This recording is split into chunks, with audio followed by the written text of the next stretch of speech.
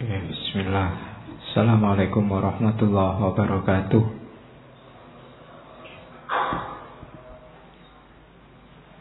Bismillahirrahmanirrahim.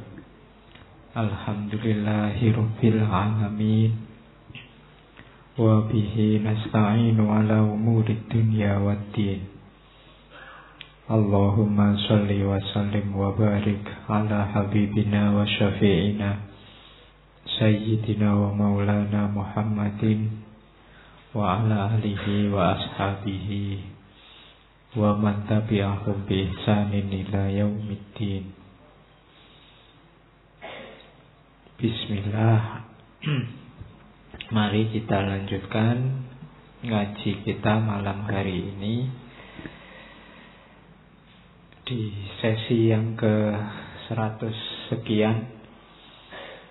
Kita ketemu Soren Kierkegaard dari Denmark. Jadi kita belajar filsafat barat untuk bulan ini. Saya selalu menganalogikan ilmu dan belajar itu kayak makan. Kalau jasmani kita butuh makan yang bergizi, rohani kita juga butuh. Dan kebutuhan itu terpenuhi dengan ilmu. Sebagaimana makan yang butuh diversifikasi menu biar tidak sakit, tidak cuma manis terus, tidak cuma masakan Jawa terus, tidak cuma masakan Padang terus, ya sekali-sekali masakan Barat, sekali-sekali masakan Cina, ya kan? Itu diversifikasi biar sehat, biar tidak bosen. Ilmu juga begitu. Ya meskipun bidang kita mungkin ahlinya ilmu-ilmu timur, ilmu Indonesia, ya menunya harus sekali-sekali ganti. Meskipun kita warung Padang kan tidak harus tiap hari makan Padang.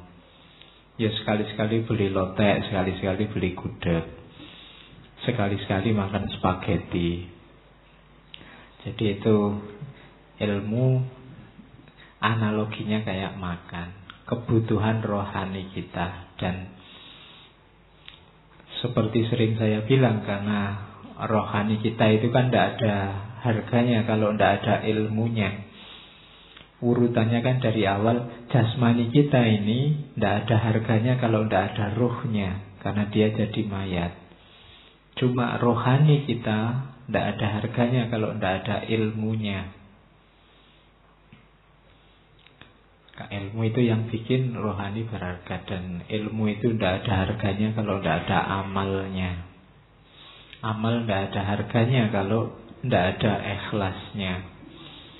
Itu level-level yang harus kita tempuh dalam hidup kita untuk membuat hidup ini berharga. Oke, bismillah. Kita mulai. Agak telat sedikit. Suara saya juga lebih berat, lebih enak, lebih keras. Biasanya kecil karena sedang pilek. Oke, bismillah, kita lihat Soren Kierkegaard ini. Saya tidak banyak omong tentang beliau. Bagi yang ingin tahu boleh buka ngaji filsafat sesi eksistensialisme. Dulu beliau pernah kita bahas. Ini filosof eksistensialis pertama dalam sejarah filsafat barat. Saya bahas di awal eksistensialismenya jenis eksistensialis religius. Jadi kelompok eksistensialis itu tidak cuma orang-orang anti agama, ateis kayak Nietzsche dan kawan-kawan, tapi yang religius juga banyak. Seperti minggu lalu Marcel itu kan juga eksistensialis yang teistik, yang mau menerima adanya Tuhan. Soren Kierkegaard juga begitu. Cuma dia dikenal sebagai filosof yang melankolis. Pikiran-pikirannya agak murung, hidupnya juga memang agak sedih. Jadi agak, puisi-puisinya banyak yang romantis, gaya hidupnya memang agak sejak kecil.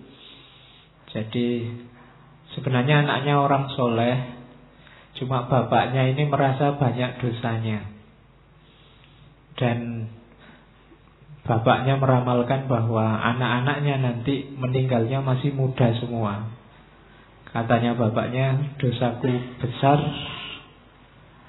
antara lain seks bebas itu. Dan dia merasa besok dapat karmanya. Di antara karmanya nanti anak-anaknya tidak akan meninggal sampai tua. Punya 7 anak, yang 5 meninggal masih muda, tinggal Ki Kegat sama saudaranya. Kata bapaknya, anakku tidak akan ada yang melebihi umurnya Yesus. Yesus itu kan dieksekusi masih muda, umurnya 33 tahun. Jadi sekitar usia-usia itulah mungkin nanti anak-anakku akan meninggal. Jadi beliau dapat cobaan harus menguburkan anak-anaknya 5 orang. Yang umurnya panjang Ki Kegat sama saudaranya. Cuma Ki Kegat nanti juga sebenarnya nggak terlalu tua. Beliau lahir 1813, nanti meninggalnya tahun 1855. Jadi hanya berapa? 42 tahun usianya. Tapi karya-karyanya luar biasa. Anggap saja orang mulai pinter itu umur 20-an ke atas, berarti ya sekitar 20-an tahun. Cuma ya itu tadi, ini orang yang gelisah, apa saja dipikir sampai dalam, sehingga akhirnya mau kawin gak jadi. Ya, Ki Kegat ini jatuh cinta pada seorang gadis namanya Regina Olsen. Ceweknya juga jatuh cinta sama dia, ngelamar juga sudah diterima. Cuma dia mungkin karena mikirnya terlalu jero, khawatir sendiri, takut bikin susah pasangannya, takut jangan-jangan aku ini tidak tulus, cintaku mungkin tidak sebesar cintanya dia padaku. Tapi pikirannya panjang macam-macam, akhirnya dibatalkan sendiri pertunangannya. Akhirnya pacarnya dikawin orang lain. Ya, itu pun dia masih merasa masih cinta, jadi sekali-sekali masih minta izin suaminya untuk ketemu. Ya. Dan akhirnya ya matinya muda. Cuma kegelisahannya seorang Ki Kegat itu kegelisahan yang produktif. Jadi kegelisahan yang melahirkan banyak tulisan. Cuma tulisan-tulisannya inspiratif, membuat orang berpikir. Hari ini banyak orang gelisah, ya nulis di Facebook, di WA. Cuma tulisannya jarang yang inspiratif, yang ada emosional, membangkitkan emosi.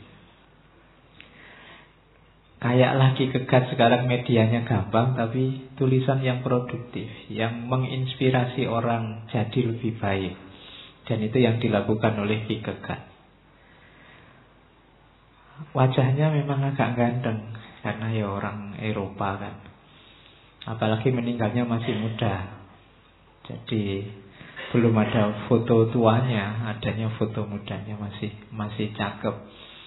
Makanya ngelamar ya langsung diterima, jatuh cinta langsung diterima. Sayangnya mikirnya terlalu dalam.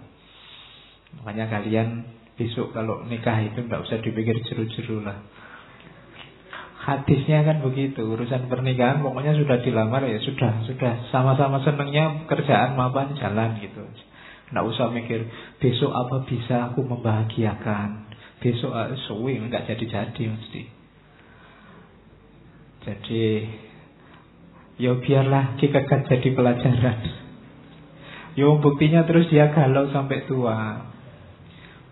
Puisi-puisinya merintih-rintih dan seterusnya. Oke, kita mulai gagasan-gagasannya. Sebentar kita tengok pikiran-pikiran dasarnya. dalam cermatannya Ki Gegat, problem besar manusia adalah the crowd, kerumunan. Mirip kayak di Marcel kemarin. Hidup kita itu hidup yang massing of society. Kita hidup dalam dunia, kalau hari ini namanya tren. Kita hidup dengan logika mayoritas orang. Kita tidak memahami diri kita sendiri, kita hanya ikut apa yang terjadi di sekeliling kita. Itulah yang disebut the crowd, kerumunan. Individualitas kita hilang. Jadi hidup kita manusia modern katanya Ki Gegat adalah makhluk anonim. Anonim itu tidak punya identitas. Kalian diombang-ambingkan oleh para ahli, para tokoh, yang gagasan-gagasan mereka ini membuat semua orang terpesona terus ikut. Kita jadi tidak otentik. Jadi coba kita kembali dicermati lagi ya. Modus hidup kita selama ini itu mana yang otentik keinginan kita sendiri, mana itu yang pengaruh dari kerumunan masyarakat kita. Mulai merek baju, model HP, warung langganan dan macam-macam. Coba dicermati, itu kerumunan apa otentik? Keinginan kita sendiri. Oke, jadi orang modern tidak bisa jadi dirinya sendiri. Yang ada selalu identitas-identitas kerumunan. Sekarang kamu punya identitas baru, santri ngaji filsafat, itu jenis kerumunan. Mungkin identitas agama, identitas mahasiswa UIN, identitas itu kan identitas-identitas kerumunan. Yang membuat dirimu sendiri tidak otentik. Membuat orang terlalu banyak lapisan, terlalu banyak topeng. Akhirnya dia susah memahami dirinya sendiri. Kalau ada orang tanya, kamu itu tipe manusia yang kayak gimana sih? Mungkin kamu jawabnya kesulitan. Kenapa? Terlalu banyak topeng selama ini.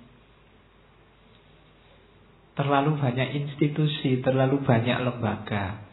Itu masalah. Kita jadi manusia yang inauthentic. Kita tidak otentik. Ada problem otentisitas. Jadi apa sih inauthentic itu?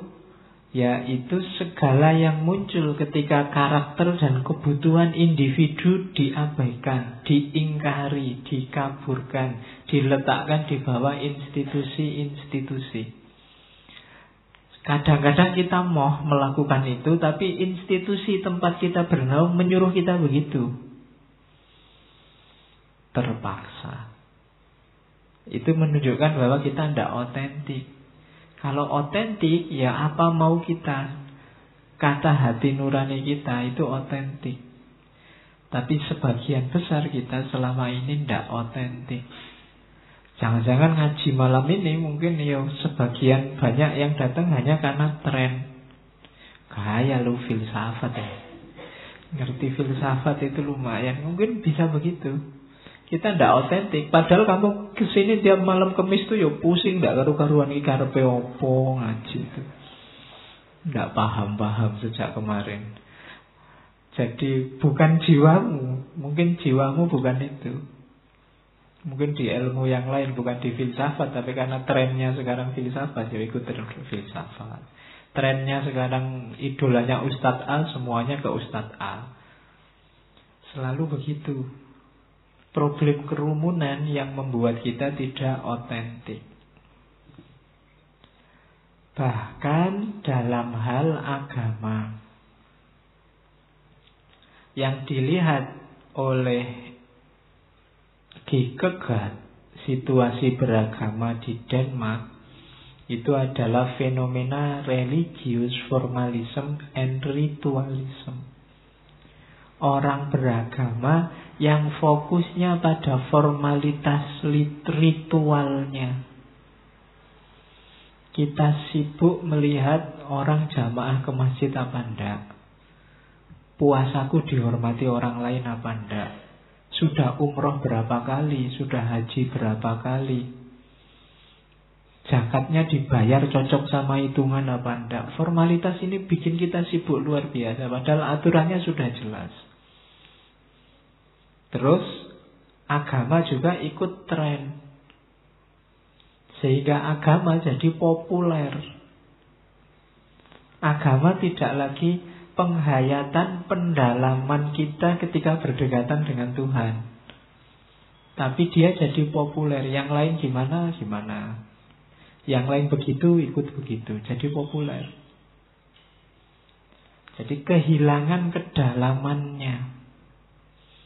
Itu kondisi keberagamaan di Denmark.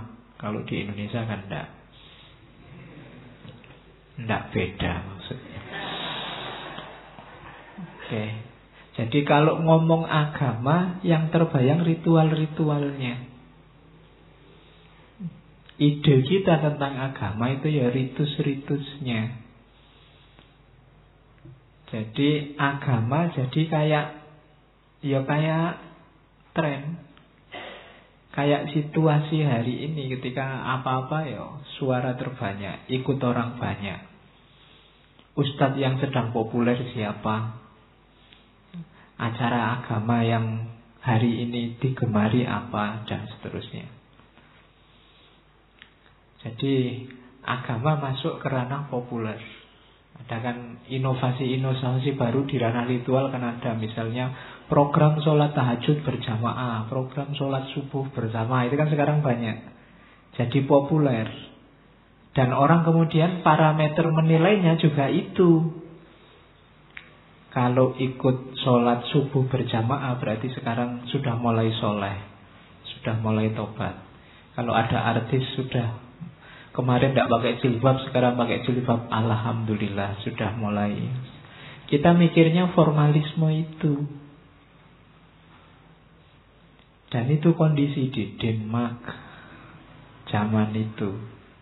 Itu menggelisahkan bagi seorang Kierkegaard. Kenapa? Agama jadi tidak otentik, jadi tidak milikku lagi. Kamu beragama tapi mencantelkan penghayatan agamamu di kerumunan.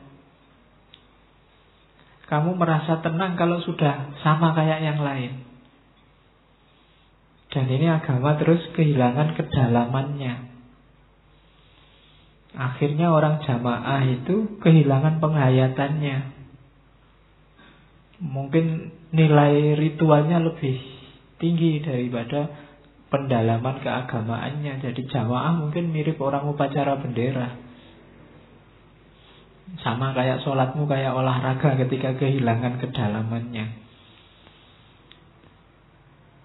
Hari ini kan populer yoga. Yoga itu kan kayak ritual, awalnya kan dari tradisi agama Hindu, terus dibawa jadi olahraga yang populer.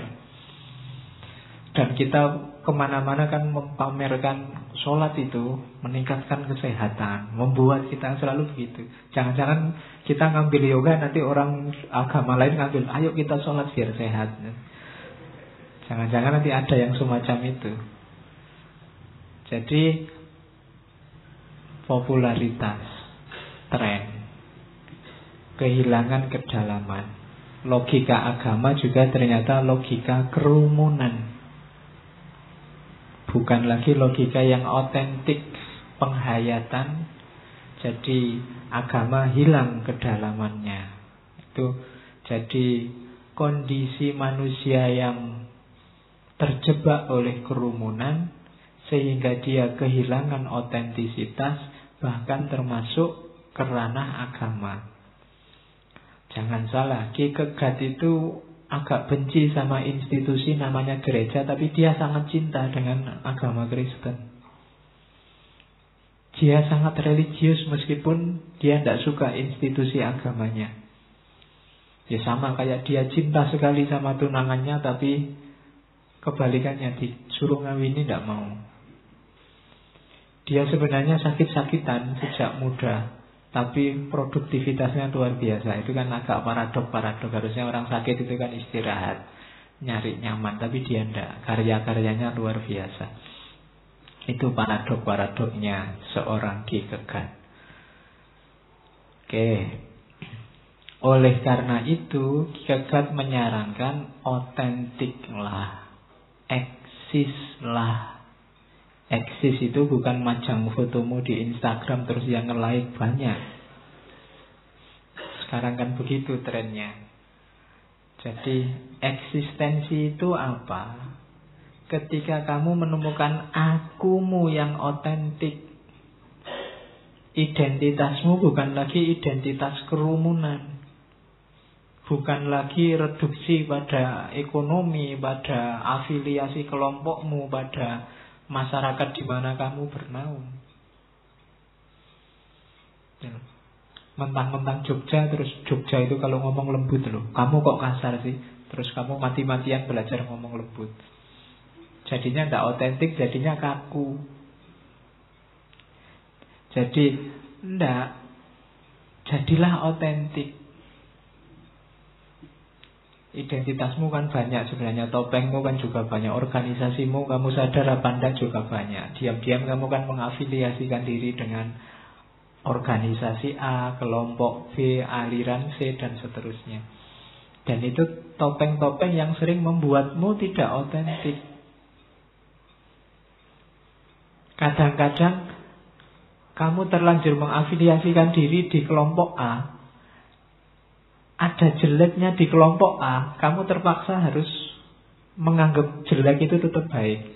Kemudian di kelompok B yang bukan afiliasimu, ada baiknya, kamu tetap harus menganggap jelek karena kamu terlanjur di A.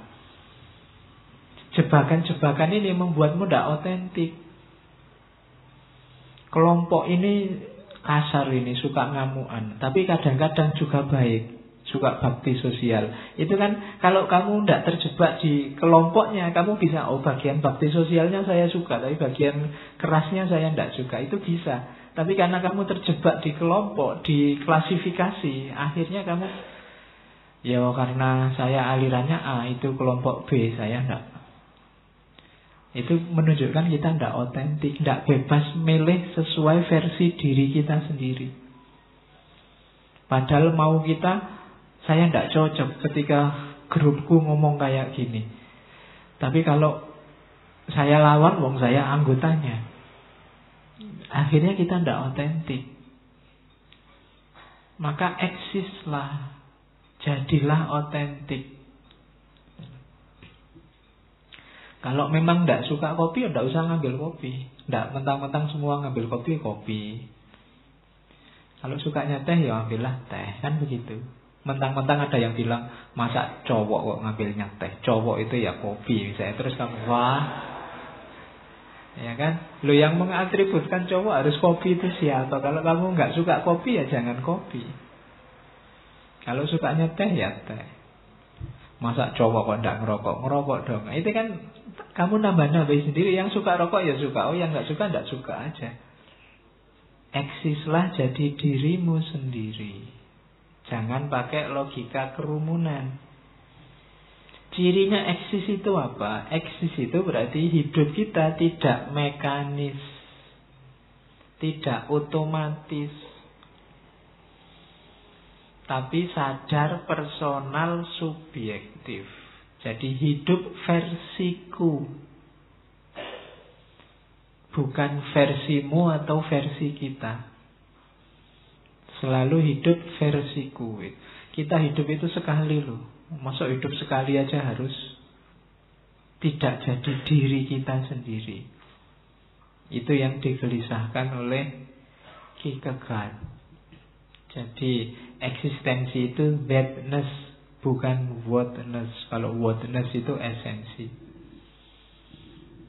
Hakikatnya kita itu sesuai dengan aliran apa, tidak ada begitu.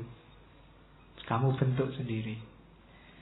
Jangan kejebak oleh konsep-konsep, oleh ide-ide, oleh gagasan-gagasan. Ikuti kata hatimu. Kamu ingin ada di mana, ingin jadi apa, ingin model apa.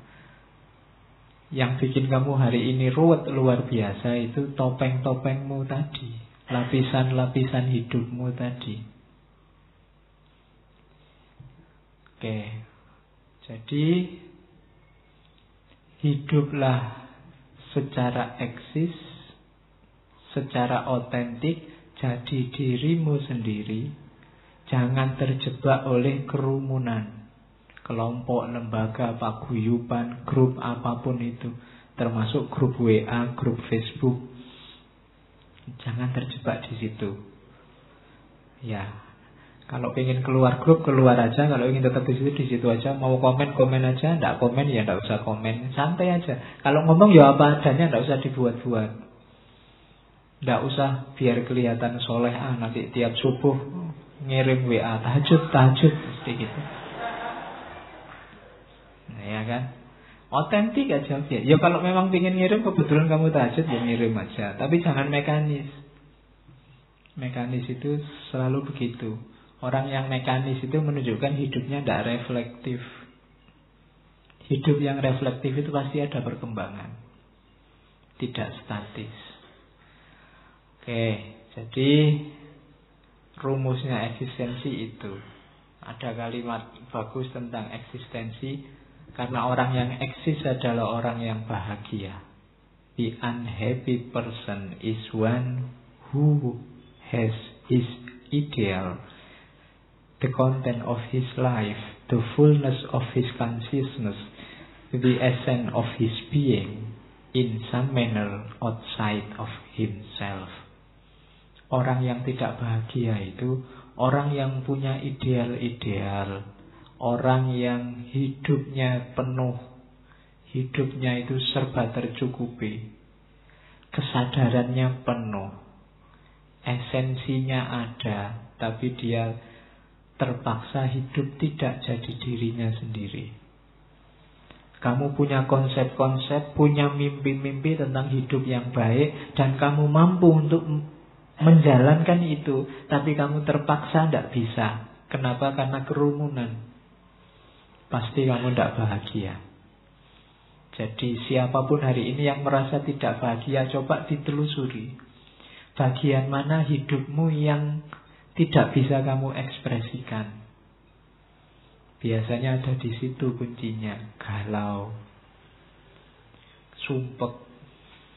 Karena kamu tidak cocok, tapi tidak bisa mengekspresikan. Kenapa? Kerumunan nyegat. Mungkin kamu hari ini marah terhadap aturan tertentu dari pemerintah, cuma mau ngomong khawatir nanti ditangkap polisi. Itu kan terus kamu jadi galau. Padahal kamu bisa marah, kamu juga punya ideal.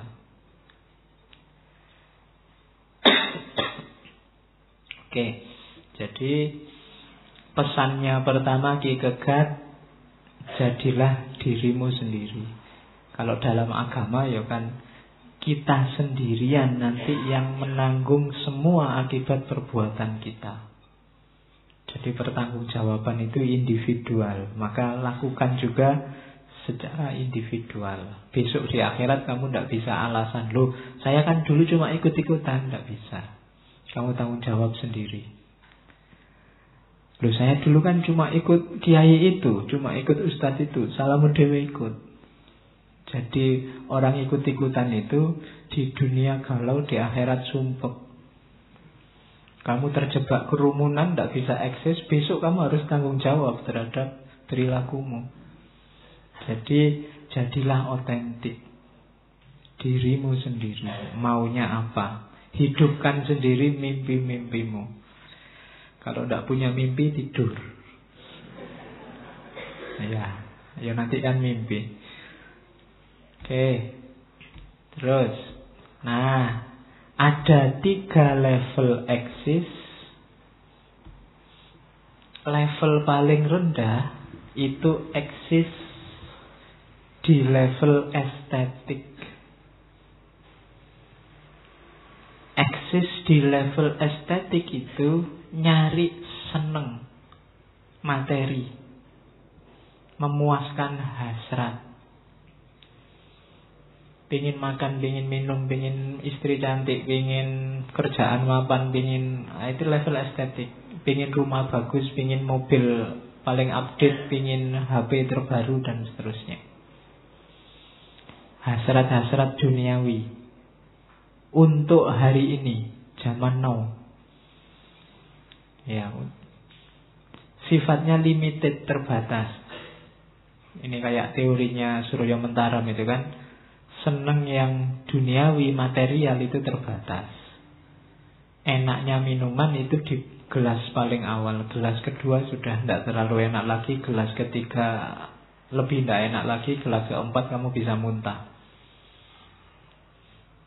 Jadi untuk sekarang dan terbatas.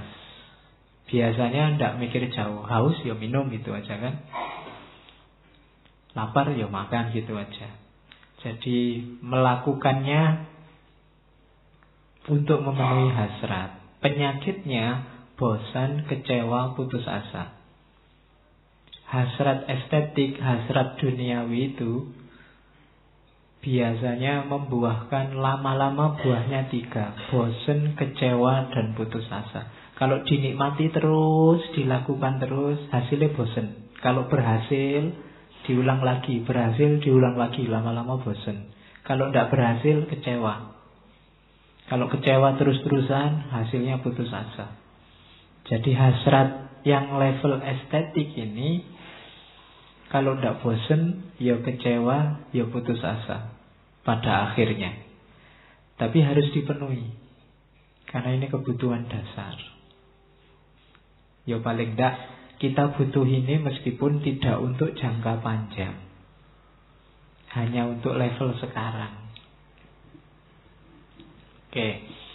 Biasanya kalau orang, contohnya kalau di Kierkegaard dia menyatakan Don Juan, orang yang senang-senang dengan banyak perempuan. Jangan salah, meskipun kayak Don Juan gitu, dia akan ketemu dengan dia ganteng, kaya.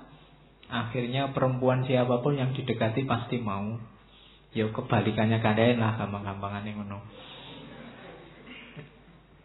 Nah itu kalau Don Juan, dia akan mengalami kebosanan. Kalau kalian, dia mengalaminya kebalikannya, kekecewaan. Dia diterima terus, siapapun mau, lama-lama mesti bosan. Kalau kalian ditolak terus, ya gelo, mesti kecewa. Asal jangan sampai putus asa. Lama-lama orang yang tidak naik kelas, hanya ada di sini, dia akan ingin lebih lagi, ingin naik kelas. Apa iya sih cuma hanya untuk ini hidupku? Pasti begitu. Orang yang kaya itu kadang-kadang aneh-aneh karena ada kebosanan-kebosanan. Banyak loh artis-artis itu yang kayak di Korea itu sudah sukses, ganteng, banyak yang suka, dielu-elukan, malah bunuh diri. Kenapa? Dia tidak mau naik kelas, tidak tahu jalannya. Semua kesenangan estetik sudah dinikmati. Terus ngapain? Tidak tahu. Kayak kalian sudah kaya, sudah ganteng, mau perempuan yang manapun mau, sukses karirnya, itu kan. Terus ngapain lagi? Itu kalau tidak ada jalan untuk menemukan ngapain lagi ini, kalian bisa putus asa loh dalam hidup. Dilanda kebosanan luar biasa, bisa stres. Makanya jangan heran banyak orang yang, lu ini kaya loh kok bisa stres ya. Orang ini mapan, keluarganya luar biasa kayanya, tapi bisa stres. Kenapa? Ada kebosanan-kebosanan. Maka harus naik level. Ada level eksistensi lebih tinggi, level etik. Ada yang lebih membahagiakan. Apa yang lebih membahagiakan? Akhlak.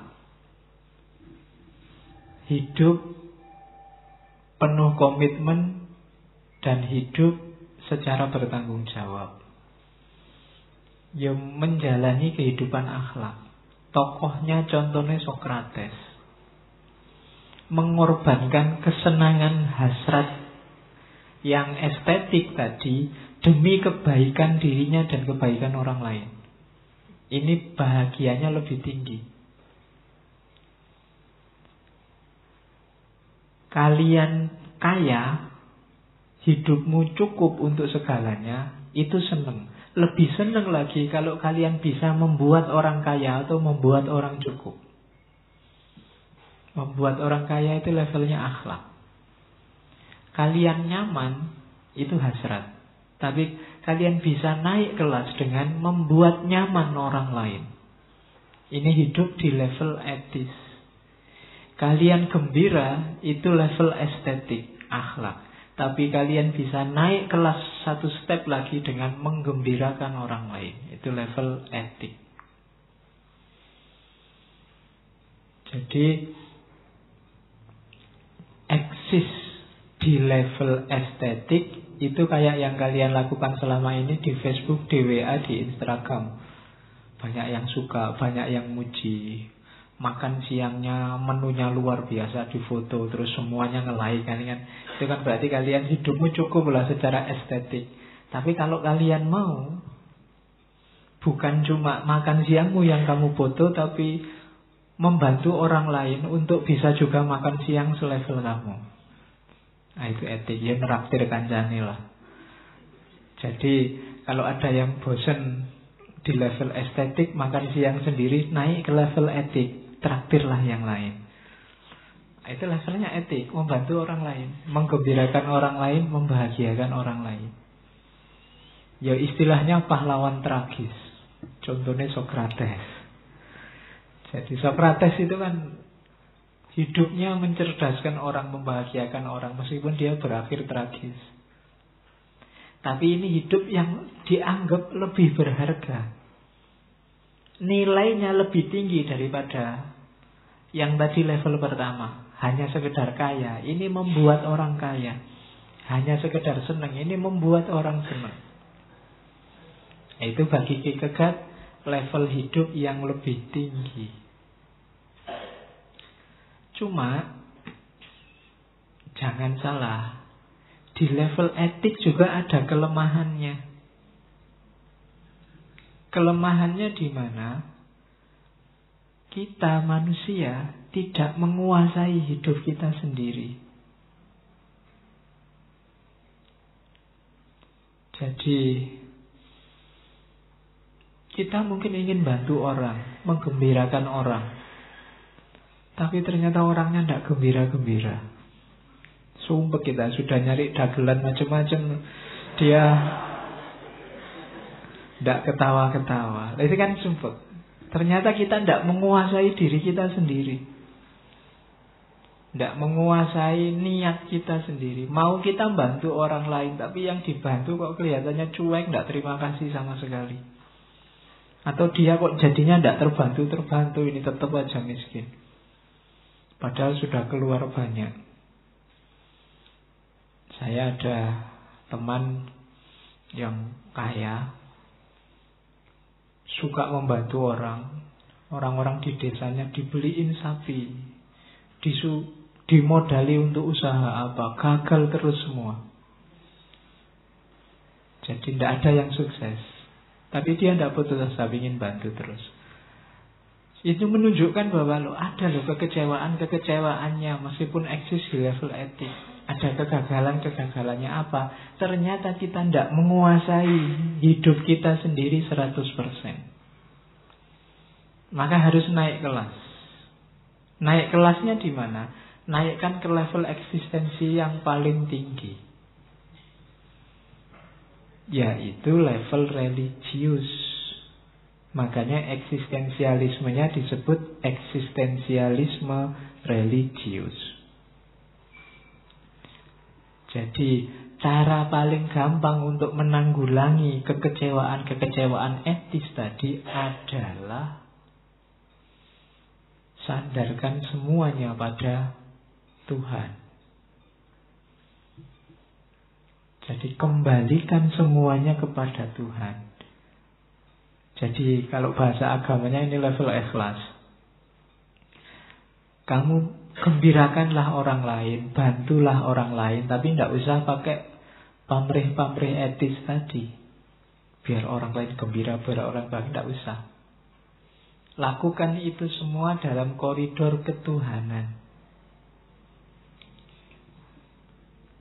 Jadi ingin dekat dengan Tuhan, ingin dekat dengan yang menguasai segalanya, ingin dekat dengan Allah. Dengan target ini kamu tidak mungkin kecewa. Di level religius ini kamu pasti ketemu targetnya. Karena Allah tidak akan bohong. Jadi ini ajarannya sangat Islami meskipun tidak ada ayatnya. Jadi tidak ada potongan ayat yang nyelani. Tapi ini kan sebenarnya teori ikhlas. Tidak usah dipamrihi macam-macam. Kenapa kamu bantu orang lain? Untuk lebih dekat sama Allah, untuk berada dalam ranah ilahiyah, ranah ketuhanan. Nah, ini eksistensialisme religius. Jadi manusia tapi mengafiliasikan diri dengan Tuhan. Kalau tadi orang terjebak oleh kerumunan, lepaskan dirimu dari kerumunan, bergabung dengan ranah ilahiyah. Akrablah satu-satunya identitasmu sebagai hambanya, sebagai khalifahnya. Nah, itu berarti kamu ada di level religius sekarang. Hubungannya sama Allah, hubungannya sama Tuhan. Jadi level tadi kan jangan terjebak oleh kerumunan, eksislah jadi dirimu. Cuma eksis ini ada 3 levelnya. Level estetik, level etik, level religius. Itu nyawa teorinya Soren Kierkegaard. Nah, relasi ketuhanan yang paling tinggi kalau dalam Soren Kierkegaard adalah cinta. Ya. Jadi ini lanjutannya tadi ya. Tujuannya kedekatan dengan Tuhan. Tak kasih contoh. Contohnya level eksistensi religius itu adalah Nabi Ibrahim. Ini orang yang mengorbankan anaknya karena Tuhan. Bayangkan satu ketika dalam mimpi ditemui oleh Allah, wahai Ibrahim, bunuhlah anakmu. Dan karena tahu itu wahyunya Allah, dilaksanakan tanpa bertanya. Anaknya yang mau dibunuh juga menerima begitu saja untuk dibunuh. Ini kan luar biasa, kepasrahan, ketundukan yang total, menunjukkan kedekatan yang luar biasa pada Allah. Bayangkan kamu pagi-pagi tiba-tiba bapakmu jauh-jauh dari kampung datang.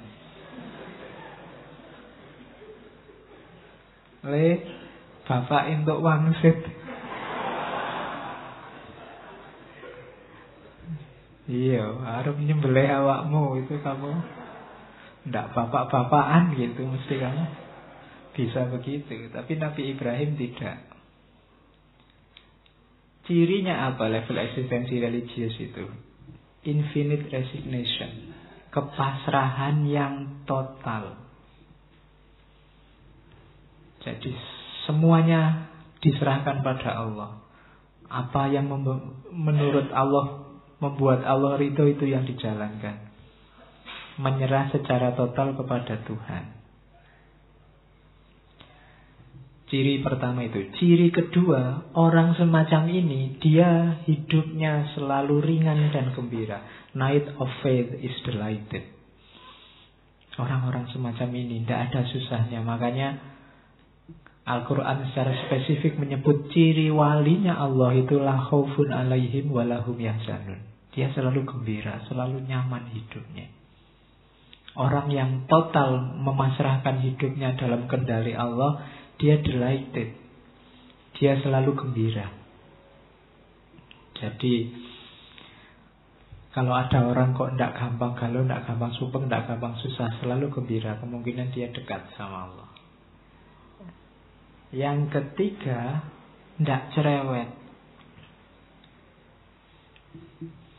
Jadi kalau ada perintah agama, dia tidak banyak debat, tidak banyak tanya. Theological suspension of article. Jadi enggak, kalau memang suruhannya agama tidak masalah.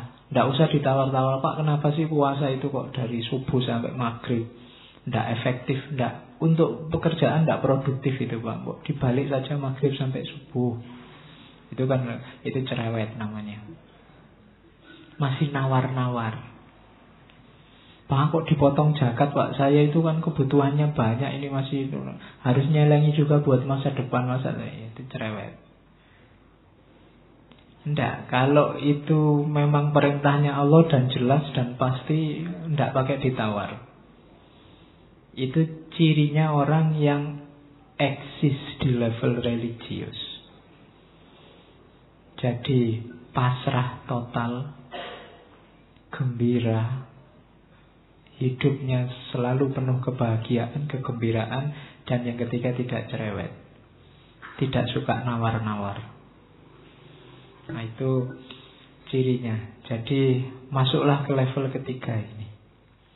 Kalau bisa belajar sedikit demi sedikit ada di sini. Tidak bisa pasrah 100% total, ya pasrah sedikit demi sedikit dalam banyak hal. Tidak bisa gembira terus menerus, ya gembira pelan-pelan, sedikit demi sedikit hidup kita, step by step. Jangan ditinggal semua, kalau tidak bisa diraih semua. Latihan. Mungkin hidup kita sebagian kecil sudah ada di level etik, dan sebagian besar masih ada di level estetik. Tapi kalau bisa kita naik sedikit lagi level religius. Nah, rumusan universalnya ini, meskipun nanti oleh Ki Kegat diterapkannya agak miss. Kalau kita memberikan sesuatu untuk Tuhan, jangan salah, Tuhan akan mengembalikan pada kita plus bonusnya.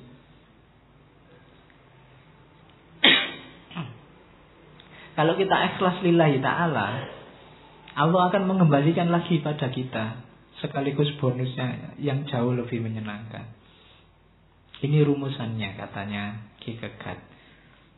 Meskipun ketika dia hubungannya sama Regina Olsen tadi, wah saya takut kalau aku menikah nanti dia sengsara. Sudahlah aku berkorban, demi Tuhan aku berkorban, biar dia bisa lebih bahagia dengan orang lain, bukan dengan aku. Maunya dia kalau korban terus dapatnya dikembalikan lagi tunangannya, terus dapat lebih baik lagi. Ternyata ya tidak jadi. Itu kasusnya Ki Kegat, tapi itu hasil kesimpulannya Ki Kegat. Kalau kita menolong Allah, Allah pasti menolong kita. Kalau kita berkorban demi Allah, apalagi Allah untuk kita, pasti jauh lebih dari itu. Itu rumusannya. Maka jangan ragu-ragu untuk kayak Ibrahim tadi. Mungkin di sisi bahwa Ki Kegat tidak jadi menikah dengan Regina Olsen, itu Allah tidak mengembalikan. Tapi nama besarnya Ki Kegat itu bagi saya reward yang luar biasa dari Allah, dari Tuhan. Dia sampai hari ini dikenal menginspirasi banyak orang.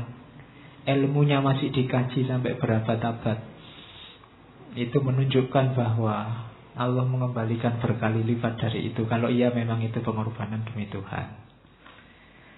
Jadi tidak usah khawatir, rumus universal ini pasti berlaku. Oke, itu pengantarnya untuk menuju ke relasi paling tinggi, yaitu cinta. Tema besar kita di hari Valentine ini. Iya. Ayo, sengaja saya nggak nyinggung-nyinggung Valentine karena bagi saya tidak penting. Kalau tidak penting itu tidak usah disinggung. Banyak orang marah-marah sama Valentine, tapi Facebook, WA, Twitter, Instagramnya isinya full tentang Valentine. Meskipun nadanya ngeritik, sama aja itu merayakan Valentine namanya. Wong yang ngomongnya pas hari raya Valentine. Kalau tidak penting ya tidak usah dibahas. Oke, yang penting kita bahas cinta. Oke ya, yang Kierkegaard nulis buku judulnya Work of Love, kerja cinta. Karena nanti relasi paling besar baik sesama manusia atau dengan Tuhan itu cinta. Cuma tidak seperti filosofi yang lain, kata Kierkegaard, cinta itu tidak penting buahnya. Ya buahnya pasti ada, cuma yang lebih penting adalah prosesnya. Jadi cinta itu seperti sebatang pohon yang bisa dinilai kesuburannya dari bagaimana pohon itu menghasilkan buah. Caranya gimana? Ya dirawat dengan baik. Kalau pohon itu dirawat baik, dia akan menghasilkan buah yang matang dan manis. Jadi jatuh cinta ya, mencintai sesuatu, seseorang, mencintai Tuhan ya, ini tidak usah terlalu dibahas karena sifatnya fitrah. Orang pasti mencintai sesuatu. Yang lebih perlu dibahas adalah prosesnya, cara merawatnya, sehingga cinta itu melahirkan buah yang manis. Jadi tidak usah dibahas kepada siapa aku jatuh cinta. Ikuti aja nalurimu, nanti kamu jatuh cinta sendiri. Kalau enggak, ya kamu perlu periksa. Jangan-jangan tidak normal. Karena itu fitrah. Suka atau tidak suka itu fitrah. Nah, yang lebih penting, kamu harus ngerti tekniknya, cara merawat, cara mengelola. Biar buahnya manis. Buah manis itu tidak mesti hasilnya perkawinan. Kalau rumusmu itu berarti salah sejak awal, katanya Kierkegaard. Jadi jangan ke sana dulu. Katanya Kierkegaard, when one has once fully entered the realm of love, the world, no matter how imperfect, become rich and beautiful. It consists solely of opportunities for love. Ketika seseorang sekali atau begitu seseorang masuk sepenuhnya dalam dunia cinta, maka seluruh dunia, betapapun tidak sempurna, akan tampak indah dan kaya. Kaya itu maksudnya semua kebutuhan bisa dipenuhi. It consists solely of opportunity. Isinya semua peluang, semua hal itu bisa jadi kesempatan, bisa jadi jalan untuk cinta. Jadi orang yang ada di dunia cinta itu pasti dia tidak pesimis. Cara berpikirnya pasti positif. Pasti tidak ada kebencian-kebencian, tidak ada prasangka-prasangka buruk, tidak ada suudzon-suudzon. Ini orang yang ada dalam dunia cinta. Kalau tidak, kalau di pikiran kita masih banyak kebencian, kemarahan, kejelekan-kejelekan, itu berarti kita ada di luar dunia cinta. Karena begitu orang masuk ke dunia cinta, semuanya tampak indah dan nyaman untuk ditinggali. Kalau tidak percaya, kamu tanyakan yang sedang jatuh cinta. Ya kamu tanyakan, kamu belum punya. Iya, orang jatuh cinta itu indah. Meskipun mungkin dia pagi-pagi harus jemput karena kuliahnya jam 7. Meskipun kalau malam minggu hujan-hujan terpaksa harus datang. Harus beli jas hujan yang harganya cuma 16.000 itu. Kalau hujannya deras malah bolong-bolong. Tapi tidak masalah. Segala hal tampak indah dan bisa jadi kesempatan untuk mengekspresikan cinta. Sumpek aja bisa jadi bukti cinta, apalagi yang senang-senang. Segalanya adalah jalan untuk mewujudkan dan menemukan cinta. Ini bagi orang yang hidup di dunia cinta. Maka kalau hari ini hidup kita rasanya keras sekali, isinya saling tuduh, saling lirik, saling curiga, saling fitnah, berarti kita tidak ada di sini sekarang. Kita tidak ada dalam relasi yang agung yang namanya cinta. Ayo mencintai. Loh, mencintai itu tidak harus terus yang kamu cintai balas mencintai kamu, tidak masalah. Tidak harus begitu. Oke, kita lihat kenapa harus begitu. Kenapa kita harus mencintai. Katanya Ki Kegak, ketika cinta menyentuh kita, seluruh kehidupan kita akan berubah. Cara pandang kita akan berubah.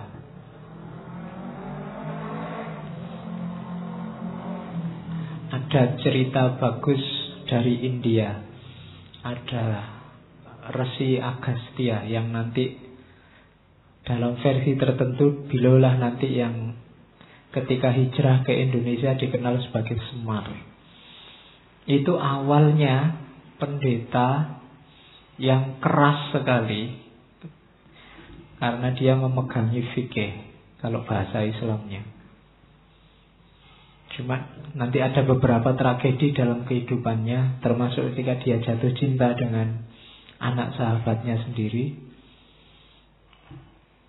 dan kemudian menyesali beberapa perbuatannya.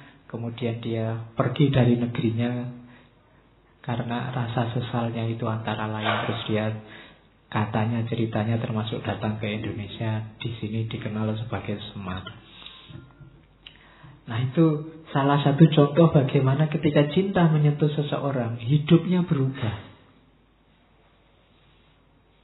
Jadi ketika cinta menyenggol kita, orang yang keras itu bisa jadi lembut. Yang selama ini kaku,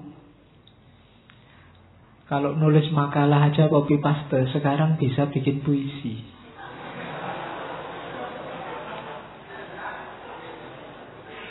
Ya kan? Ketika dia jatuh cinta.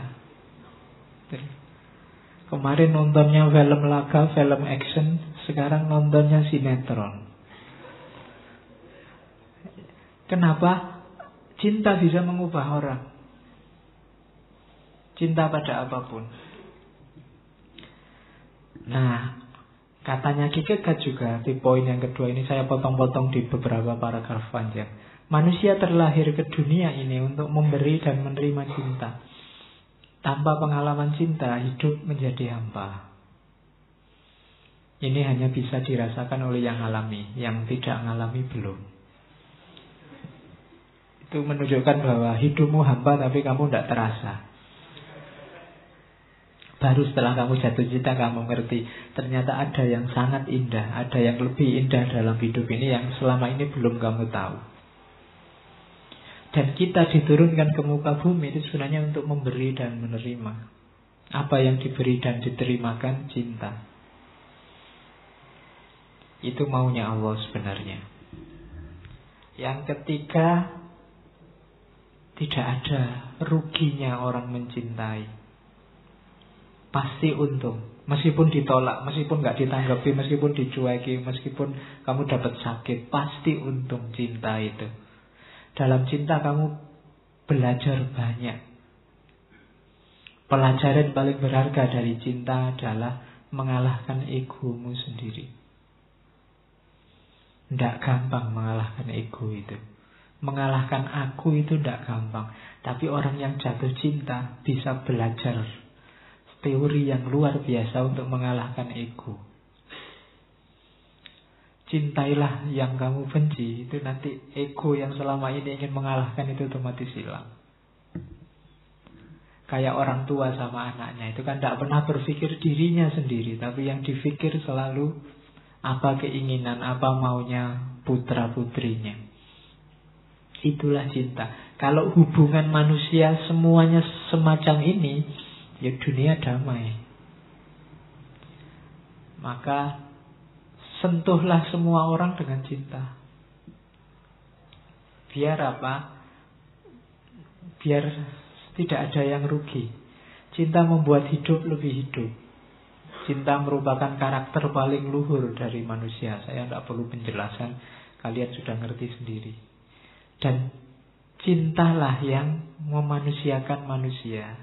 Ini berarti apa? Dasar eksistensial manusia itu sebenarnya cinta. Yang membedakan dengan semua makhluk yang lain itu cinta. Cinta memanusiakan manusia dan membuat orang jadi lebih baik. Tadi kan cinta membuat orang berubah. Dan perubahan karena cinta itu pasti perubahan ke arah yang lebih baik. Kalau enggak, ada yang salah dalam prosesnya. Kalau gara-gara cinta kok kamu jadi ngamuan, pasti itu bukan cinta. Saya cinta Tuhan, Pak, saya cinta agama. Kok hasilnya merusak? Perlu ditelusuri lagi. Mungkin itu bukan cinta. Cinta tidak mungkin melahirkan kejelekan, tidak mungkin melahirkan kerusakan. Ada yang keliru dalam rumus cintamu.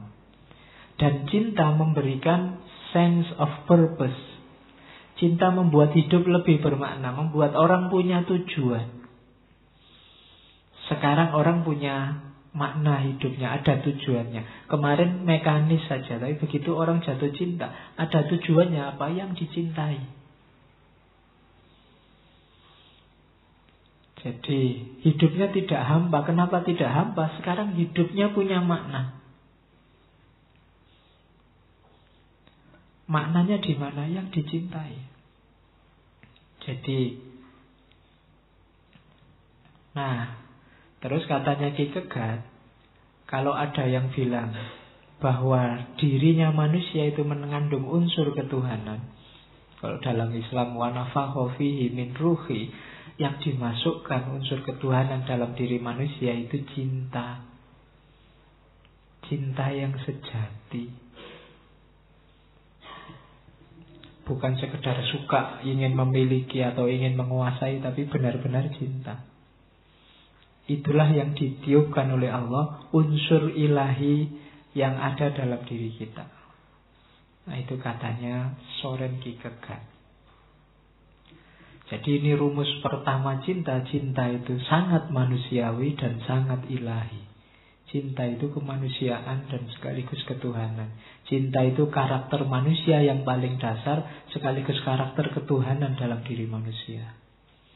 Nah, itu rumusnya Soren Kierkegaard. Kalimat-kalimat ini kan kamu bisa ketemu di banyak puisi-puisi cinta. Saking seringnya kamu ketemu sampai tidak ngefek lagi sekarang. Ya kan? Kalau ada orang ngomong cinta adalah segalanya, kamu paling alah prek. Iya, karena sudah terlalu sering kamu dengar di banyak lagu, di banyak syair, di banyak puisi. Hidupkan lagi itu, karena kemuliaanmu tergantung pada bisa tidak kamu menghidupkan cinta dalam hidupmu. Ada teori yang lain dari Kierkegaard, cinta dan penderitaan. Ini filsafatnya saya ambil untuk nulis buku Risalah Patah Hati itu, yang saya tulis tahun berapa itu. Jadi cinta itu sangat dekat dengan penderitaan. Penderitaan adalah bagian paling penting untuk kita mengenali cinta. Mustahil kita mengalami cinta sejati kalau kita takut terluka. Kalau ada orang tidak mau disakiti, tidak mau susah dalam cinta, itu bukan cinta. Jadi cinta itu memang gandengannya penderitaan.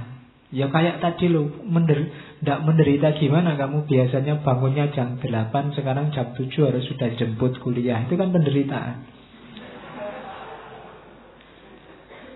Pengorbanan luar biasa itu. Belum lagi korban kuota. Kalau WA-an, kalau nelpon tidak ada habis-habisnya. Balas-balasan WA tidak berhenti-berhenti. Yang satu ngirim sudah ya, iya sudah. Oke ya, oke terus neng, terus. Tidak ada habisnya.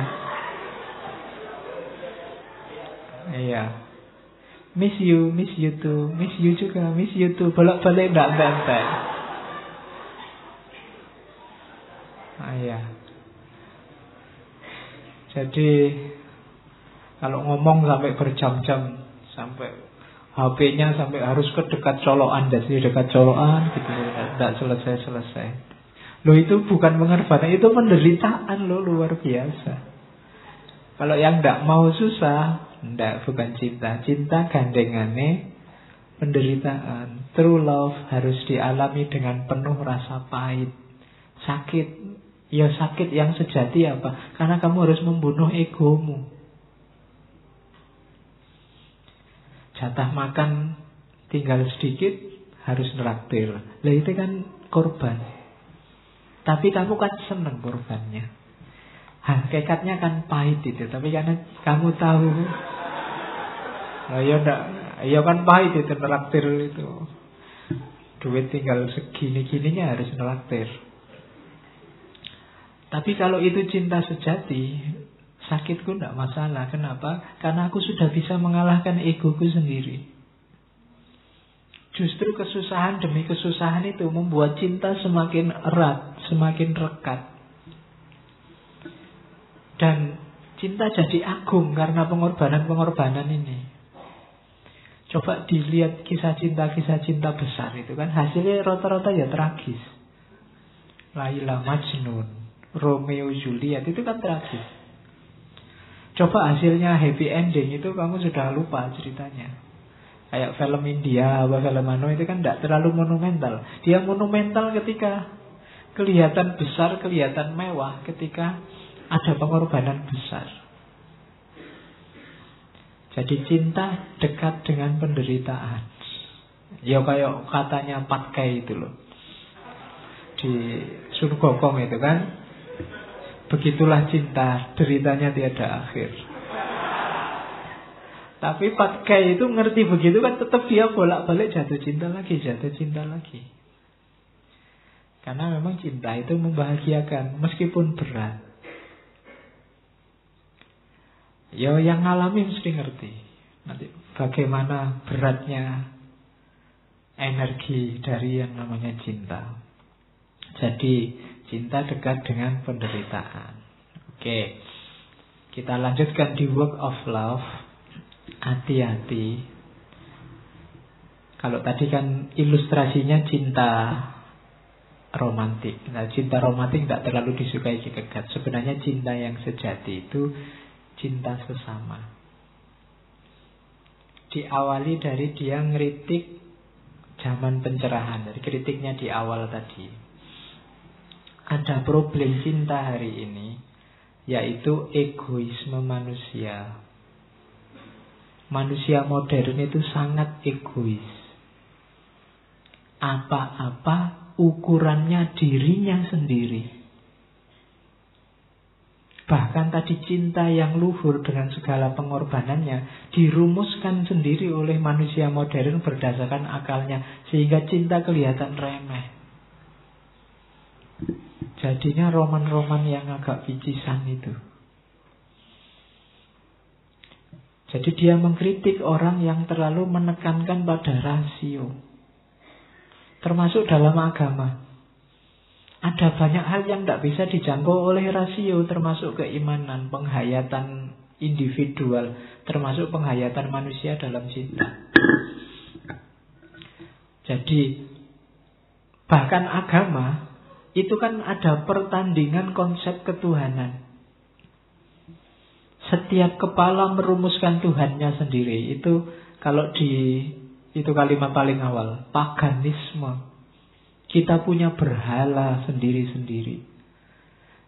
Selama ini kamu mengkritik tauhid, sebenarnya yang kamu berhalakan adalah konsep Tuhan yang ada di kepalamu masing-masing. Salahnya bukan apa, salah Pak saya mengkonsep Tuhan, enggak. Kesalahannya apa? Kamu bertuhan dengan dasar rasio. Itu tidak nyambung bagi Kierkegaard. Agama itu penghayatan individual. Dasarnya pengalaman keagamaan. Jangan dilandaskan pada rasio. Kalau dilandaskan pada rasio, yang kamu sembah konsep Tuhan versimu. Berhala Tuhan yang ada di kepalamu. Ya selama ini banyak orang tanya, Pak, bukankah yang kita sembah Tuhan versi kita masing-masing? Iya, kalau kamu pakai rasio. Jangan pakai rasio. Agama itu penghayatan individual.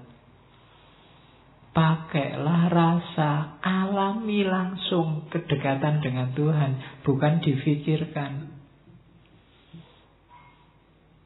Nah, itu kritiknya Kierkegaard pada zaman pencerahan. Jadi manusia itu egois, mengandalkan rasionya, padahal rasio itu lemah. Cinta pun dirumuskan dengan tolok ukur dirinya. Diam-diam setiap orang ingin jadi Tuhan. Diam-diam dia ingin konsepnya benar semua. Diam-diam dia ingin semua orang patuh padanya, pada kebenaran yang dia yakini. Itu kan semua orang ingin jadi Tuhan. Dulu zaman pencerahan, gak tahu kalau zaman sekarang. Masih ada ndak orang yang menuhankan dirinya, memaksa orang harus setuju kebenarannya. Itu berarti menganggap dirinya Tuhan. Nah, ini dia mengkritik zaman pencerahan begitu. Padahal manusia itu karakternya apa? Tidak cukup diri. Manusia itu lemah. Karakternya kurang. Dia tidak bisa jadi sandaran. Manusia itu serba tidak kuasa. Manusia itu serba terbatas, serba kurang. Maka dia tidak bisa dijadikan sandaran kebenaran. Disitulah pentingnya Tuhan. Oke.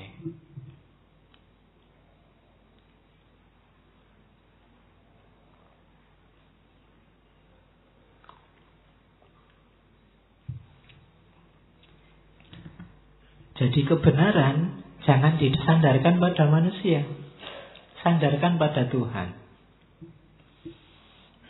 Berarti semua pikiran, semua perilaku kita jangan disandarkan balik ke kita lagi, wong kita itu lemah.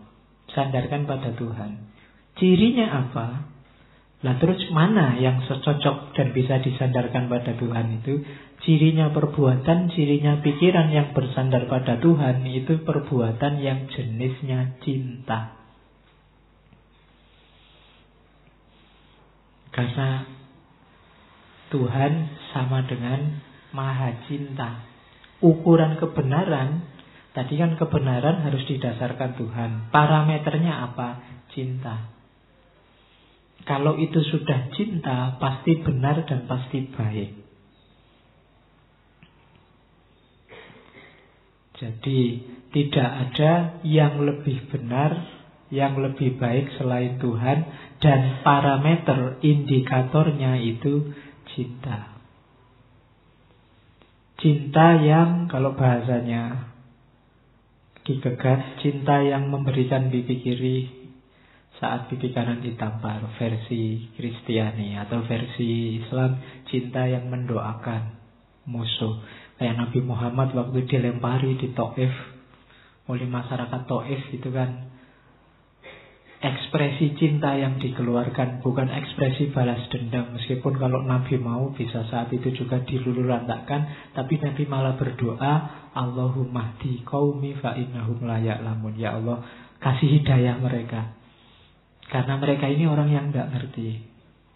Kalau Nabi berdoa begini memang berdoa karena sayang. Kita sering ngomong semoga kau didapat hidayah, itu dalam rangka melecehkan. Kan banyak sekarang kan di Facebook itu kalau sudah gegeran, tak doain kamu dapat hidayah. Itu bukan doa, karena nadanya nada melecehkan. Nada untuk ngomong bahwa kamu sesat. Tapi kalau Nabi tidak, Nabi memang ingin mendoakan. Karena Nabi tahu fa'innahum la ya'lamun. Nah ini ekspresi cinta namanya. Dari cinta tidak mungkin keluar yang jelek. Memusnahkan itu kan jelek. Balas dendam itu kan jelek. Dari cinta hanya keluar yang baik-baik. Oke. Nah, oleh karena itu relasi dengan orang lain adalah relasi cinta. Cirinya cinta itu apa? Tadi ya, rendah hati. Berarti tidak merasa besar, tidak merasa dia satu-satunya yang benar, menyangkal diri. Egonya dikalahkan, tidak egois. Dan tidak pilih kasih, tidak berpihak. Semua manusia sama. Semua manusia di level dia manusia itu sama. Setelah semua topengnya tadi dibuang, sama. Tidak pilih kasih, itu ekspresi cinta. Justru katanya Ki Kegat, kalau tadi kan kita diam-diam ingin jadi Tuhan. Kalau kita mencintai seluruh manusia, saat itu juga kita mengilahi. Mengilahi itu kita mirip Tuhan. Kenapa? Kita mirip Tuhan karena Tuhan mencintai semua makhluknya, termasuk manusia, tanpa pilih kasih. Jadi justru dengan membuang ego, membuang keinginan, membuang kayak tadi kita ingin menang sendiri, ingin benar sendiri segala ego kita. Karena diam-diam kita ingin jadi Tuhan, kita ganti dengan cinta. Justru ketika kita melakukan cinta, kita otomatis kayak Tuhan sudah. Kayak Tuhan dalam hal apa? Dalam hal mencintai. Jadi tidak usah dicari lagi. Tidak usah pakai ego untuk kayak Tuhan. Tapi untuk seperti Tuhan, kita menggunakan jalan cinta. Cintailah sesama sebagai sama-sama manusia, tanpa pilih kasih, tanpa berpihak. Tanpa berpihak itu berarti bukan kelompoknya saja, bukan golongannya saja yang dicintai, tapi semuanya. Kenapa? Karena semuanya manusia. Al-Quran itu selain ngomong ya ayyuhalladzina amanu, di banyak ayat kan juga ngomong ya ayyuhannas. Jadi wahai seluruh manusia, berarti Allah juga ngakui seluruh manusia, tidak cuma yang beriman saja. Nah, itu kalimatnya. Never cease loving a person and never give up hope for him. For even the prodigal son who had fallen most low could still be saved. The bitterest enemy and also he who was your friend could again be your friend. Love that has grown cold can kindle. Jangan pernah berhenti mencintai seseorang. Dan jangan pernah menyerah berharap pada seseorang. Jadi jangan putus asa untuk mencintai. Cintailah terus. Bahkan anak yang paling nakal, anak yang paling menyusahkan, yang jatuh ke level paling bawah, masih bisa diselamatkan. Orang paling jahat, cintailah dia karena masih ada harapan. Jangan putus harapan. Musuh yang paling pahit, musuh yang paling menyusahkan, dan juga temanmu yang mungkin menyakitimu, tetaplah dia dicintai. Karena cinta itu, cinta yang sudah dingin itu bisa panas lagi, bisa hidup lagi. Terus hidupkan cinta sesama. Jadikan ini prinsip. Karena hidup yang berpegangan pada prinsip ini adalah hidup yang bahagia dan membahagiakan orang. Meskipun dalam prakteknya kelihatan tadi ada penderitaan. Jadi never cease loving a person. Jangan berhenti mencintai. Tidak harus orang lain tahu bahwa kamu mencintainya. Tidak harus kamu deklarasi saya cintai kalian semua. Tidak harus begitu. Cukup kamu cintai saja. Dan lakukan segala yang menunjukkan bahwa kamu memang cinta sama mereka. Apa sih baiknya cinta sesama itu? Cinta sesama itu punya 3 kebaikan. Keteguhan atau konsistensi, otonomi, dan signifikasi. Keteguhan itu, konsistensi itu satu-satunya kebaikan yang tidak situasional itu cinta. Sabar kadang-kadang situasional. Di titik tertentu ekspresikan ketidaksabaran untuk memberi pelajaran. kemudian banyak. Jujur mungkin di level tertentu, dalam situasi tertentu, ada kalanya kita dikit-dikit harus bohong, situasional. Tapi kebaikan yang tidak ada kecualinya itu cinta. Di level apapun ekspresikanlah cinta. Kebaikannya apa? Konsistensi, keteguhan. Kalau bahasa agamanya istiqomah. Dengan kita mencintai, kita belajar istiqomah. Tidak mencela-menceli. Yang kedua, cinta adalah simbol dari kebebasan. Cinta itu tidak bisa. Kalau tadi jujur itu bisa dimanipulasi, tapi cinta tidak bisa. Kamu tidak bisa membohongi dirimu sendiri. Itu cinta beneran apa cinta palsu. Jadi orang mencintai atau tidak mencintai itu bebas. Simbol dari kebebasan. Itu satu-satunya yang pilihan. Orang tidak bisa dipaksa mencintai. Dipaksa kawin bisa, dipaksa mencintai tidak bisa. Jadi dipaksa menikah bisa. Kalau kamu nggak menikah, awas misalnya. Itu bisa. Siti Nurbaya itu kan buktinya bisa menikah. Tapi dipaksa mencintai tidak bisa. Maka cinta simbol otonomi. Dalam cinta ada kebebasan. Cinta itu memberi dan menerima secara bebas. Kamu jatuh cinta luar biasa dan ditolak secara luar biasa juga. Itu kan bebas. Tidak ada yang bisa menyela, tidak ada yang bisa membantah. Otonomi. Yang ketiga, signifikasi. Cinta itu membuat kita merasa berharga yang pertama. Kemudian membuat kita dekat sama Allah. Kemudian ketika kita merasa berharga dan dekat sama Allah, membuat kita bersyukur. Kenapa kita bersyukur? Jadi orang yang berharga. Di mana letak harga kita? Karena kita dekat sama Allah. Jadi signifikasinya di situ. Maka hiduplah dalam cinta, karena dalam cinta ada keteguhan, ada otonomi, ada signifikasi.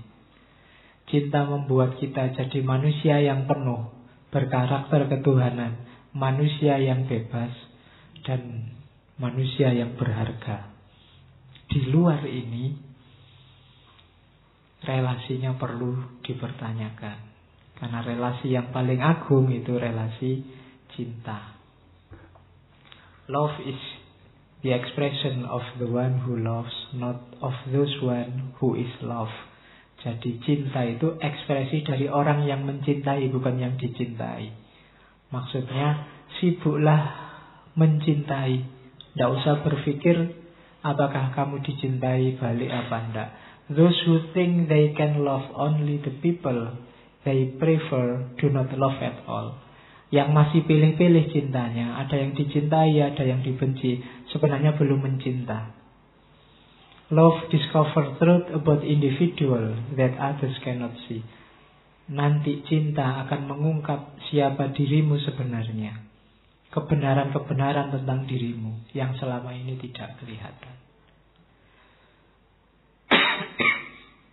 Itu kalimatnya Soren Kierkegaard. Oke.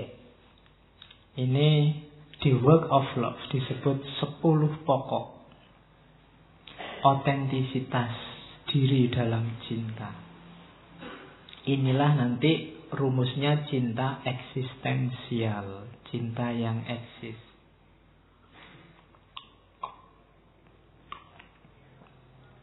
Yang pertama, cintamu itu eksistensial kalau dia mendidik. Berarti apa? Cinta yang membuat hidup kita, diri kita jadi lebih baik dari sebelumnya. Jadi ya, kalau di antara penjelasannya, mendidik untuk membatasi diri, mendidik untuk tidak melampiaskan ego. Pokoknya cinta yang bagus itu cinta yang membuatmu semakin baik. Kalau gara-gara jatuh cinta kamu jadi males. Saya Pak sejak punya pacar ngaji males, tahajud males, ada yang gak beres. Cinta tidak mendidikmu jadi lebih baik. Ada yang keliru pasti dalam cintamu. Jadi cinta itu karakter pertamanya mendidik. Yang kedua, cinta itu percaya, namun tidak pernah diperdaya. Tidak ada orang tertipu dalam cinta. Orang yang tertipu itu biasanya cintanya belum cinta yang sejati, masih ada pamrihnya. Ketika dia pamrih sesuatu dan gak dapat, dia merasa tertipu. Jadi cinta itu percaya, tidak bisa ditipu. Pacarmu selingkuh, tidak, itu tidak menipu cinta. Cintamu kan tetap ada. Kenapa kamu marah? Karena selama ini kamu cintamu berpamrih. Pamrihnya apa? Untuk menikahi dia, untuk memegang dia selamanya. Makanya ketika selingkuh kamu kecewa. Itu jadi cinta itu percaya, namun tidak dapat diperdaya. Minum dulu.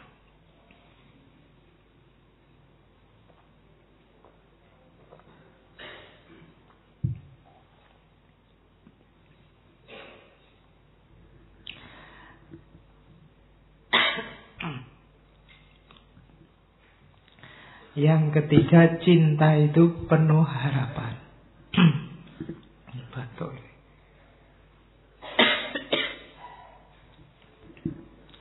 Ayo lomba batuk.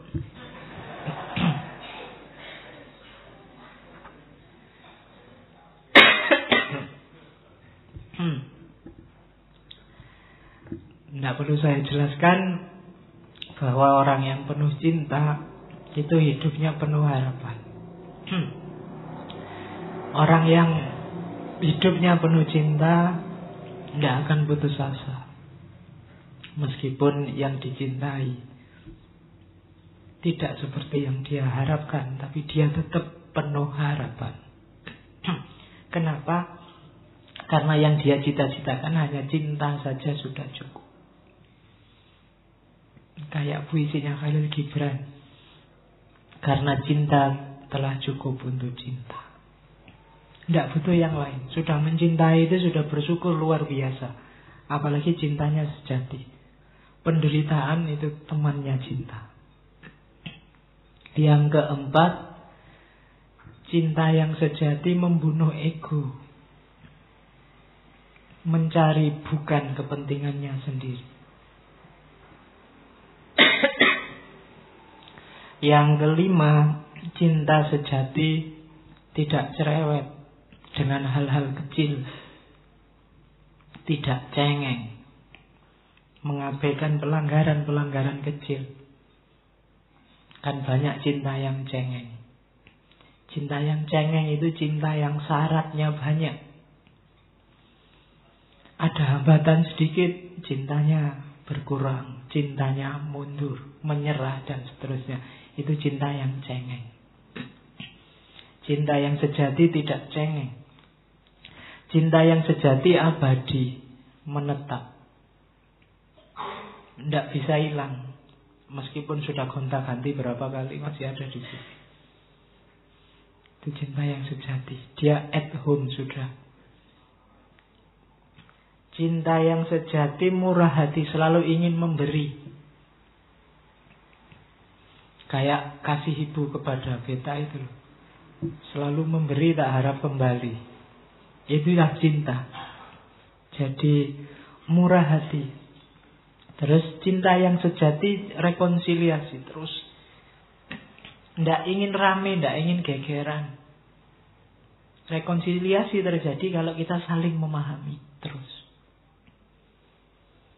Saling mengerti. Makanya selalu rekonsiliasi.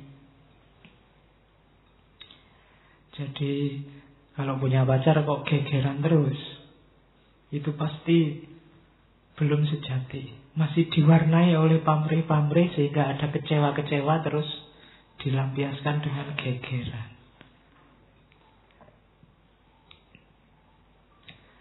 Kemudian cinta yang sejati seperti mengenang orang mati. Apa mengenang orang mati itu? Tidak mikir keuntungan, tidak berpihak, bebas dan setia. Kenangan kita pada orang mati, pada kakek, nenek moyang kita itu kan selalu yang baik-baik, yang indah-indah. Dan kita tidak mikir balasan apa-apa, orangnya sudah mati. Jadi bikinlah puisi yang romantis, kenanglah aku seperti mengenang orang mati. Jadi dikenang terus tanpa pamrih apa-apa. Itu yang ke-9. Yang terakhir ke-10, cinta sejati memicu lahirnya cinta yang lain. Kalau kamu hidup penuh cinta, akan nular ke yang lain. Yang lain juga akan terpicu. Hidup ini kan saling mempengaruhi energinya. Kalau kamu ikut di grup WA, grup Twitter yang isinya tiap hari gegeran maki-maki, mau tidak mau kamu terkondisikan untuk selalu siap gegeran dan maki-maki.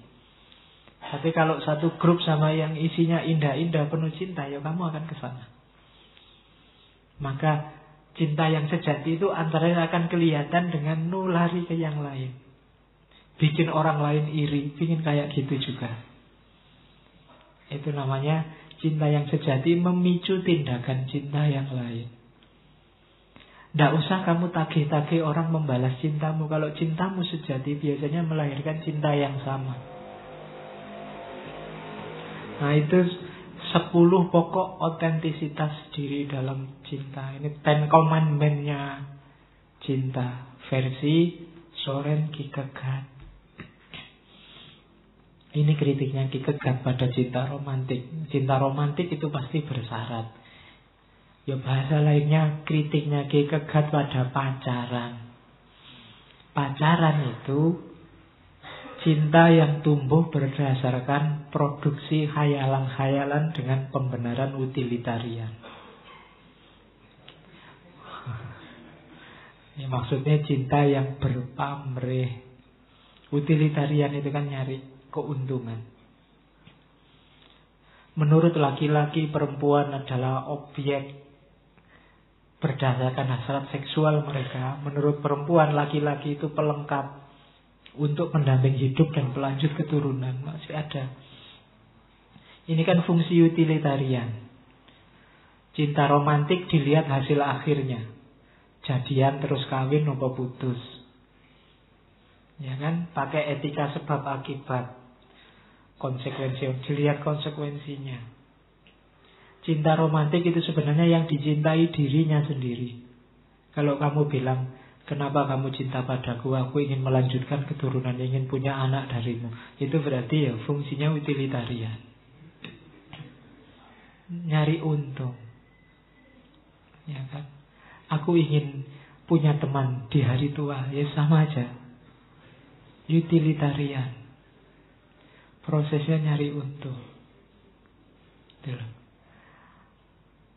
Aku ingin bersamamu mengarungi bahtera dalam suka dan duka. Itu kan nyari teman hidup. Sama saja. Utilitarian. Jadi masih cinta yang memproduksi khayalan-khayalan. Yang sifatnya utilitarian. Sama sebenarnya, itu sebenarnya egois. Kenapa? Semuanya tadi diawali dari aku ingin. Kepentingan diriku saja. Aku ingin punya anak darimu. Lah kok enak? Punya anak dariku. Itu kan utilitarian. Selalu mauku yang dibunyikan. Itu kritiknya Kierkegaard pada cinta romantik. Oke. Terakhir ini ya. The most painful state of being is remembering the future, particularly the one you will never have. wilayah situasi paling menyakitkan adalah membayangkan masa lalu, khususnya seseorang yang tidak mungkin kamu miliki. Membayangkan masa depan, khususnya seseorang yang tidak mungkin kamu miliki. Ini quote untuk yang sedang patah hati baru putus. Kan, apalagi mantannya sudah punya pacar baru. Nah, itu the most painful state of being. Jadi situasi paling menyakitkan, membayangkan masa depan tanpa dia yang dicintai. Apa kamu cie-cie kayak punya-punya? Wong ndak punya. Ini sebenarnya lanjutannya nanti ke sini. To love another person is to have them love God. Ini ada hadisnya. Ya. Kalau dari Kierkegaard kan keren. Kalau dari hadis kamu bosen tadi kan. Kadang-kadang hadis itu membuat kamu bosan karena kamu letakkan di level estetik tadi.